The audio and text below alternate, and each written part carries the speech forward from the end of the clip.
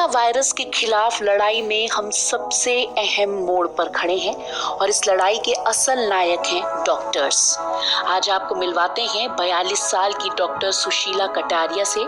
गुरुग्राम के मेदांता अस्पताल में भर्ती इटली के 14 कोरोना संक्रमित मरीजों का इलाज कर रही हैं।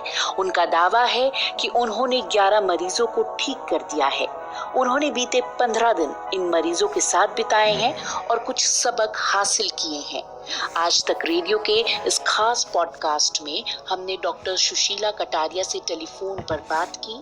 उनके व्यस्त समय से थोड़ा समय उधार मांगा ताकि उन्होंने इस बीमारी के बारे में जो सीखा है वो सब कुछ आप तक पहुंच पाए। अगले 15 मिनट की ये बातचीत ध्यान से सुनिए और इसे अपने दोस्तों और परिवार वालों को भी सुनवाइए। इसमें हम सब के लिए कई जरूरी हिदायतें हैं।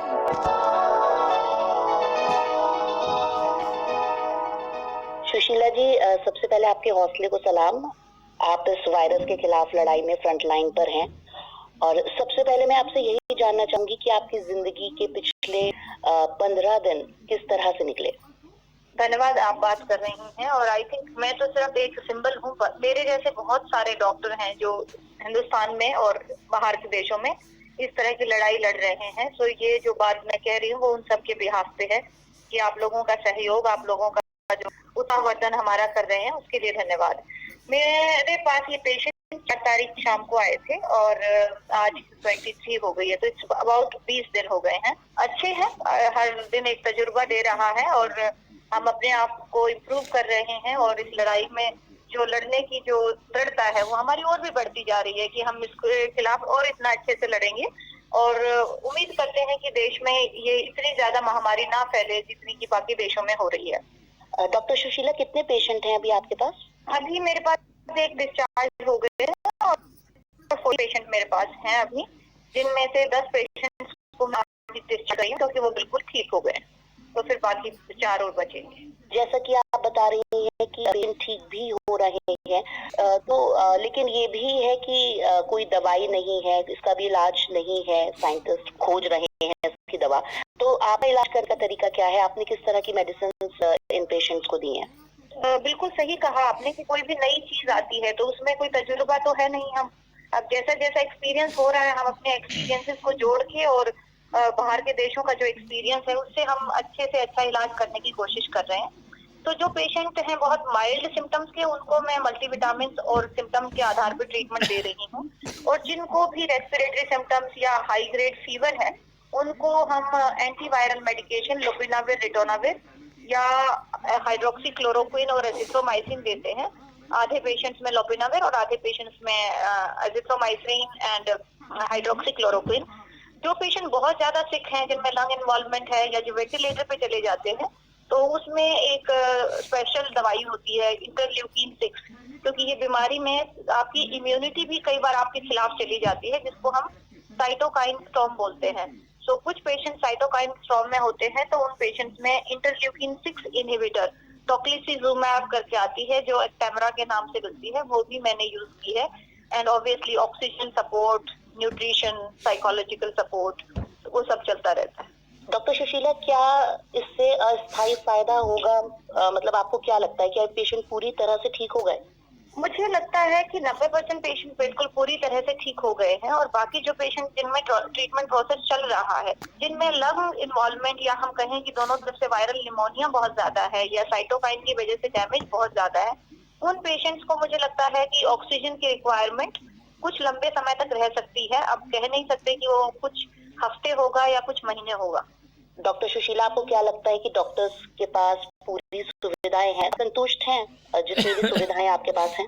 जी, मैं आज के दिन मैं संतुष्ट हूँ कि जो भी पीपीई की रिक्वायरमेंट है हमारी और जो भी रिक्वायरमेंट है वो बहुत ही हॉस्पिटल ने बहुत अच्छे तरीके से देखी गई है, क्योंकि मैं रिपोर्ट बाहर की भी, चाइना की भी पढ़ी, मैंने इटली की भी पढ़ी, फ्रांस की भी पढ़ी। तो आज मुझे लगता है किसी चीज की कमी नहीं है, लेकिन अगर केस बहुत ज्यादा गए और बहुत ही ज्यादा बर्डन आ गया गवर्नमेंट और प्राइवेट हेल्थ सेक्टर दोनों पे, तो पीपीई की इक्विपमेंट की और N95 की जो रिक्वायरमेंट है वो बहुत ज्यादा हो जाएगी और उस टाइम हो सकता है हमें तकलीफ हो। इसलिए मेरी सबसे हाथ जोड़ के प्रार्थना है, जो लोग गली मोहल्लों में N95 पहन के घूम रहे हैं कि प्लीज उसे हेल्थ केयर वर्कर्स के यूज के लिए छोड़ दीजिए। हम इतना ना यूज कर लें अनावश्यक जगहों पे कि बाद में ना मिले। आम जनता को N95 मास्क पहन के घूमने की जरूरत नहीं है। आप सोशल डिस्टेंसिंग, सेल्फ आइसोलेशन करें। कुछ फर्क नहीं पड़ेगा अगर हम 15 दिन बाजार नहीं गए, मॉल नहीं गए, हमने बाहर खाना नहीं खाया या पार्टी नहीं की, पर ये आने वाले 15 दिन ये डिसाइड करेंगे आइदर वी मेक इट और वी ब्रेक इट। मतलब देश में इस महामारी का क्या स्वरूप होगा, हम बहुत बुरे हालात में होंगे या कंट्रोलेबल हालात होगी, वो आज पूरे देश के बिहेवियर पे आज डिसाइड होगा। मुझे ये देख के बहुत दुख हुआ, कुछ जगहों पर कल लोगों ने ताली बजाने के चक्कर में भीड़ हो गई और लोग आपस में बहुत करीब करीब आ रहे हैं, सोशल डिस्टेंसिंग बिल्कुल भूल गए हैं। या किसी जगह मैं देख रही थी कि कुछ लोग गोबर में नहा रहे हैं और 1000 लोग गोबर में नहा रहे हैं इकट्ठे। मतलब this is unacceptable. We are an very educated society, हमारी जो सिविलाइजेशन तो सबसे पुरानी है। हम कृपया इस तरह की नासमझी ना करें। सोशल डिस्टेंसिंग, आइसोलेशन का ख्याल रखें हर समय। आपको इन्फेक्शन है या नहीं है, किसी और को है या नहीं है, कुछ दिनों तक थोड़ा दूर रहने में, हाथ की सफाई का ध्यान रखने में कोई भी नुकसान नहीं होगा। थोड़ा सा ओवर रिएक्शन भी आपको लग रहा है इस टाइम पे तो भी कोई बात नहीं, आप करिए। जी डॉक्टर सुशीला, कुछ लोग कोरोना वायरस के संदिग्धों को देखकर भी दूर भाग रहे हैं और रिपोर्ट्स में भी ऐसी बातें आई हैं कि उन्हें अपनी नफरत का शिकार बना रहे हैं। आप ऐसे लोगों को क्या कहना चाहेंगे? मैं कहूँगी ये बहुत महत्वपूर्ण है। अरे स्टिग्मेटाइजेशन करने से बीमारी छुप जाएगी और फैलेगी, और उस अगर बीमार होने में उस व्यक्ति का क्या दोष है?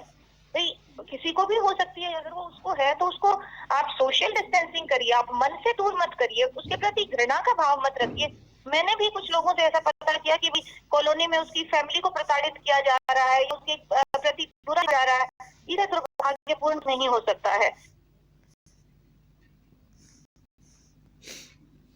ये एक बीमारी है, ये किसी ने अपने आप से अपने ऊपर नहीं ली है, सब कोशिश कर रहे हैं और वो कोशिश जारी रहनी चाहिए। और मरीज के प्रति प्यार का भाव रखिए, सद्भावना का भाव रखिए। आप उसके, मैं नहीं कहती कि आप ग्रुप में जाके उससे मिलने जाएं, पर आप एक प्यार भरा मैसेज उसके फोन पे छोड़ दीजिए कि हम आपके ठीक होने की कामना कर रहे हैं, हम सब आपके साथ हैं। स्टिग्मेटाइजेशन से बीमारी ज्यादा फैलेगी, कम नहीं होगी। डॉक्टर सुशीला, इस लड़ाई में हम कहाँ पर खड़े हैं? इस लड़ाई में हम बहुत ही अहम मोड़ पर खड़े हैं। As I said, it is either a make or break situation. ये करो या मरो की स्थिति है। आप अच्छा करके इस बीमारी के प्रभाव को कम कर सकते हैं। आज हम कुछ 450 केसेस पे हैं। अगर हमने सावधानी से काम लिया तो हो सकता है ये केसेस धीरे धीरे 1000 के नीचे ही रहे, और अगर हम सावधानी से काम नहीं लिया तो आज हम 400 केस की बात कर रहे हैं, हो सकता है हम हफ्ते 4000 केस की बात है और उसके बाद 40,000 की बात करें। तो हर इंसान का, हर व्यक्ति का कंट्रीब्यूशन इसमें अहम रहेगा, भूमिका अहम रहेगी।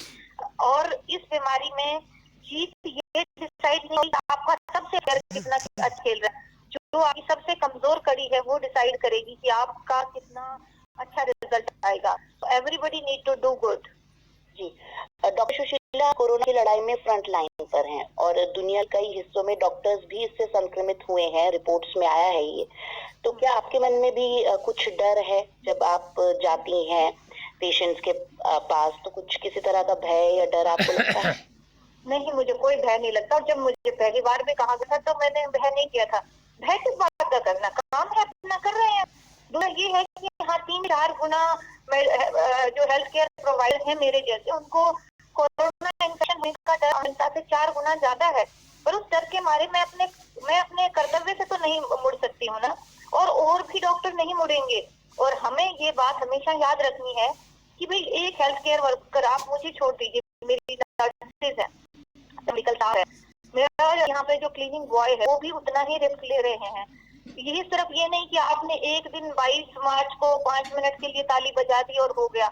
आप उनकी कंट्रीब्यूशन व्यक्ति कंट्रीब्यूशन याद रखिए कि हर कोई अपनी गिवन लिमिटेड सिचुएशन में आपके लिए कितना अच्छा करना चाह रहा है, और आपकी रिस्पॉन्सिबिलिटी है hand hygiene, social distancing and self isolation.